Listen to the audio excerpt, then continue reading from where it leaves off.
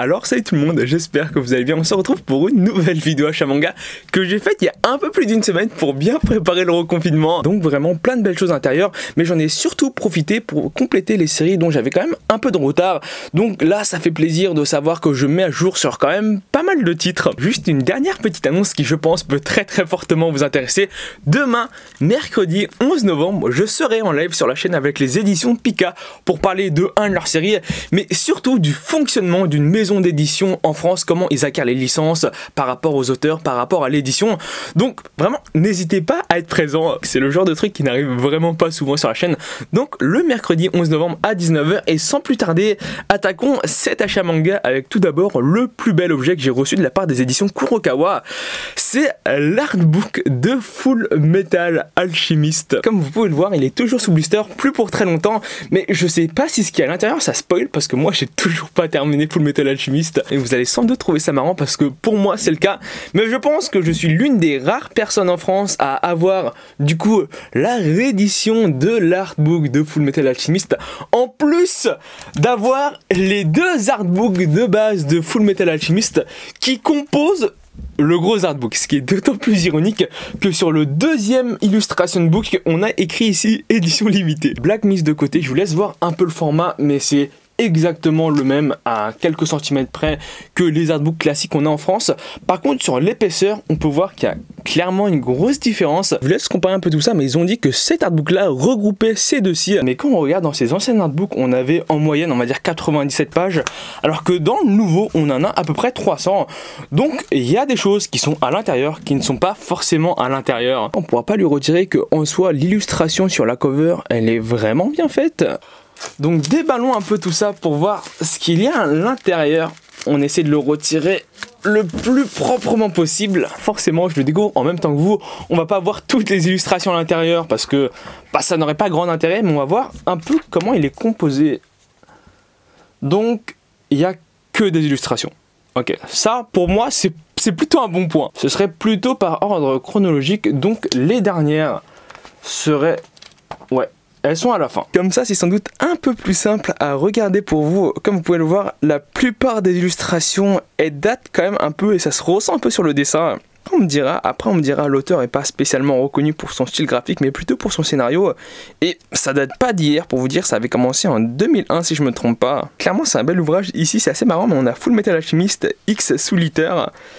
Mais ça vise avant tout un public qui est vraiment fan de la licence. Après, quand j'y repense, j'y vois quand même un certain intérêt parce qu'on a quelques illustrations à l'intérieur qui proviennent des covers de l'édition simple, sauf que la cover de l'édition Deluxe, si je me trompe pas, c'est des illustrations exclusives, donc ce qui veut dire que il y a des images à l'intérieur et ça me paraît logique qu'on ne peut quasiment que trouver à l'intérieur. Ça va terminer, je l'ai remis sur son blister parce qu'en fait la couverture elle est un peu mate, ce qui au toucher c'est vraiment agréable, sauf que c'est le genre de format, je pense, qui se raye très facilement. Après, à mon sens, pour les artbooks, on les achète plus pour la beauté de l'objet. Et clairement, ici, ça vise quand même plutôt haut. Après, faut se le dire, c'est pas donné non plus. C'est vendu au prix de 39,90 €. Tant qu'on était sur des beaux formats, restons sur des beaux formats avec le one-shot Fossile de rêve de Satoshi Kon. Je vous laisse constater au format Pika graphique. Et sur le style graphique, ça fait quand même un peu penser à Akira. Après, on me dira... Akira, ça fait un peu penser aux années 90. Du coup, je l'ai lu et ce qu'il y a à l'intérieur, c'est plein de petites histoires qui sont nullement liées les unes avec les autres. C'est un recueil qui fait quand même 400 pages et je pense que ça se voit sur l'épaisseur, mais on a clairement un peu de tout à l'intérieur. De l'action, de la SF, du suspense, du trailer. Donc, qu'est-ce que j'en ai pensé? Alors, personnellement, j'ai plutôt bien aimé, mais j'ai pas trouvé ça... si incroyable que ça. Et je trouve qu'il y a un art qui graphiquement se démarque tellement des autres. C'est celui-ci, mais vous pouvez voir que sur le trait c'est quand même très appréciable. Et le problème selon moi du manga, c'est que même si en soi les chapitres sont bien écrits, c'est que je trouve que c'est un peu trop court pour pouvoir vraiment te raconter un truc. On me dira c'est logique parce que c'est par le même auteur, mais c'est un peu comme le Pack de la mer, mais sauf que le Pack de la mer ça fait un volume entier, alors que là ça fait on va dire 40 pages maximum. C'est plutôt agréable. Le seul souci c'est que c'est pas assez long pour être marquant. On va commencer avec les éditions Kana où j'ai reçu le 15e volume de March Come In Like a Lion. Sauf que le souci c'est que je ne possédais que les 4 premiers, donc j'en ai profité pour m'acheter le 5, 6, 7, 8, 9, 10, 11, 12, 13 et le 14 qui est juste ici. Pour être franc, j'ai pas encore vraiment trop pris le temps de commencer. La série me faisait de l'œil depuis quand même assez longtemps. J'ai regardé les premiers épisodes de l'adaptation animée, sauf que j'ai arrêté parce que finalement j'avais plus vraiment le temps de regarder. Je regarde vraiment de bons souvenirs, c'était absolument un titre que je voulais dans ma collection. Donc je vais pas tarder à commencer à les lire et vous donner un peu mon avis dessus. Ensuite, j'ai reçu le 9e tome de Dead Demon's Destruction, sauf que vu que je les avais que au 7, j'ai aussi acheté le 8e qui allait avec. Là par contre, j'ai commencé à les lire, je viens d'arriver au volume 3 et comme tous les mangas de Inyo Asano, sur le dessin, c'est tellement bon. Après, le souci qui se pose actuellement avec Dead Demon's Destruction, c'est que de 1, le scénario est assez perché, vraiment, on sait pas vraiment où va aller l'auteur. Je vous laisse voir le dessin, mais sur les 2 premiers volumes, on a juste l'impression qu'il décrit les personnages. Les planches sont hyper denses, hyper détaillées. Après, comme tous les Asano, j'en ai entendu énormément de bien allant de Bonne Poon à Errance, sauf que en le lisant, ça me conforte dans ce que je pensais du titre, et même de tous les titres de l'auteur.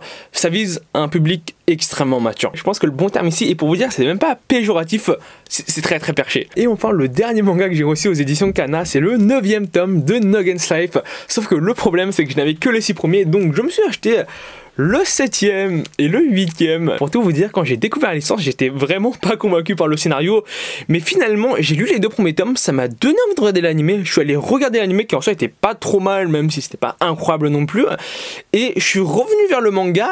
Et tout le long, j'ai trouvé ça plutôt agréable. C'est pas spécialement étonnant, mais le gros point fort du manga, c'est le personnage principal, parce que je trouve qu'il a ce charisme qui te donne envie de continuer à le lire. Je vous laisse voir, le trait qui est assez bien fait, mais j'attends de voir comment tout ça évolue. Ensuite, ce que j'ai reçu des éditions Meian, et je pense qu'à peu près tout le monde connaît, vu que c'est un des gros hits de ces dernières années, c'est du volume 39 au 50 de Kingdom. Et du coup, Kingdom, je voulais un peu reprendre la lecture à partir du tome 39, sauf que le problème, c'est que j'ai un peu oublié ce qui s'était passé, donc ce que j'ai fait, c'est que j'ai littéralement relu les 36 premiers volumes. Et même à la relecture, j'étais très surpris.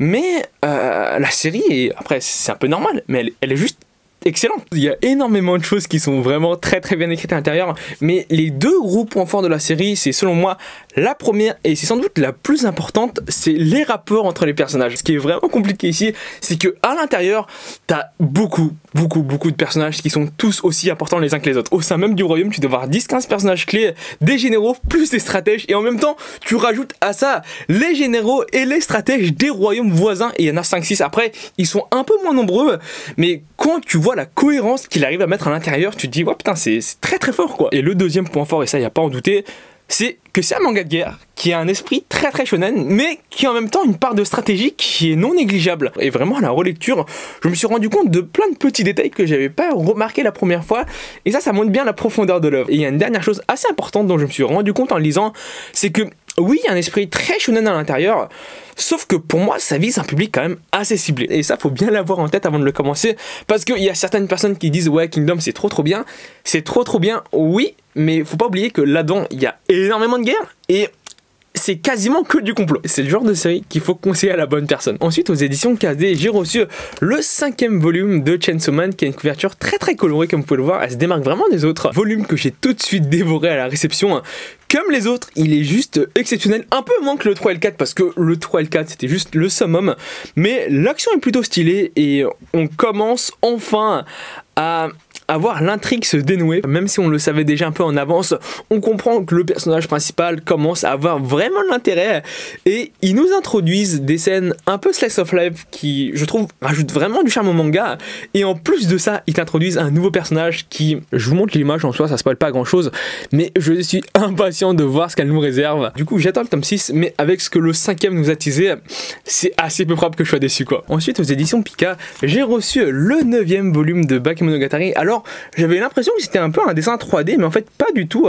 Et comme à chaque fois, on a droit à une cover réversible avec la tranche en jaune. Je vous laisse comparer un peu, mais moi j'ai une petite préférence pour celle-ci personnellement. Vraiment à l'époque j'avais pas tilté pourquoi on avait sorti le roman Kizumonogatari, mais maintenant je viens de comprendre parce que je suis à jour avec les 9 volumes actuellement sortis. Mais en fait, ce Bakemonogatari, ça reprend aussi l'arc Kizumonogatari. Ce qui veut dire qu'on a la préquelle dans le premier arc. Est-ce que ce sera le dernier arc qui va sortir dans Bakemonogatari? Je ne sais pas, j'espère pas, j'espère qu'il va sortir les autres saisons, mais vu comment ça se dégoupille, c'est quand même assez probable. Moi qui ai regardé plusieurs fois le film, qu'est-ce que j'en pense? Déjà, comme à chaque fois, le dessin est juste exceptionnel. Voilà, sur ça, il n'y a pas grand chose à dire dessus. Je vous laisse constater ça par vous-même. Déjà, j'aimerais être clair sur un point. Je trouve personnellement, actuellement, le film mieux que le manga. Même l'anime en soi est mieux que le manga parce que l'anime a un style quand même assez particulier. On sent que l'auteur a essayé de le retranscrire, mais ça passe pas aussi bien. Après, ça change rien, que la licence est juste exceptionnelle et il rajoute pas mal de trucs dans le manga, ce qui n'était pas dans le cas des premiers arcs de Bakemonogatari, qui ne sont pas dans l'anime, ni dans le film. Et après, le seul truc ici que je trouve un peu perturbant, qui est d'autant plus le cas des anciennes saisons, mais il y a beaucoup de narration. J'ai l'impression qu'il y a énormément de narration à l'intérieur. On sent que c'est pour se rapprocher au mieux de l'œuvre originale.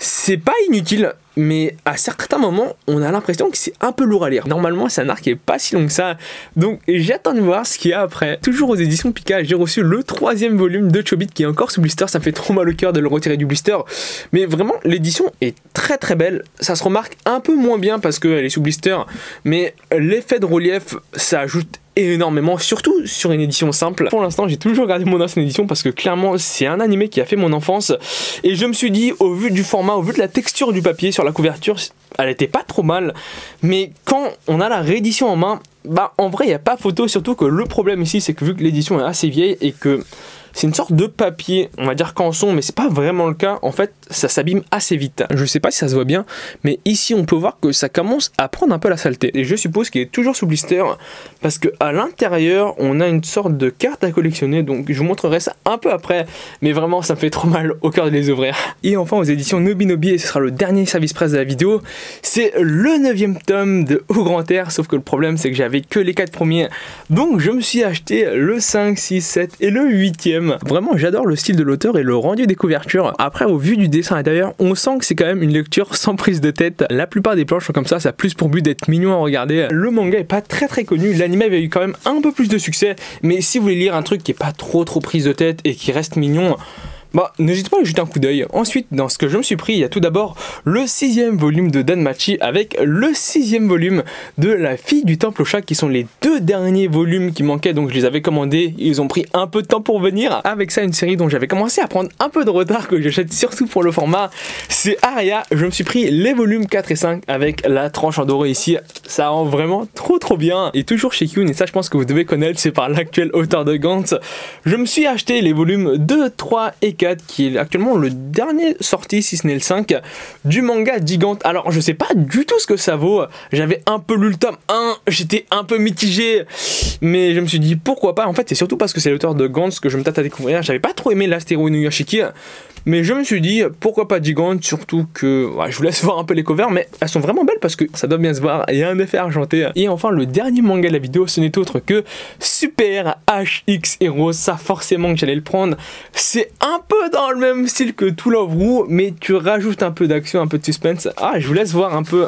Généralement quand on l'achète, on sait à quoi s'attendre. De base il était sous blister, mais je voulais voir un peu à quoi ça ressemblait, et honnêtement de ce que j'ai lu, déjà sur le dessin c'est pas mal, et sur le scénario, voilà, faut se le dire, ça se prend pas trop au sérieux, mais je pense que de base c'est pas trop fait pour être pris au sérieux. Là aussi c'est quelque chose de pas trop pris de tête à lire, mais il y a déjà quand même 8-9 tomes au Japon, donc j'attends avec impatience de découvrir tout ça, surtout que les covers sont quand même vraiment belles. Donc avec ça, ça fait quand même pas mal de lecture en prévision. Si la vidéo t'a plu, n'hésite pas à t'abonner, c'est le plus important, à laisser un pouce bleu, à laisser un commentaire. N'oublie pas, demain, mercredi 11 novembre à 19 h, il y a le live avec les éditions Pika. Je te dis à la prochaine, allez, salut!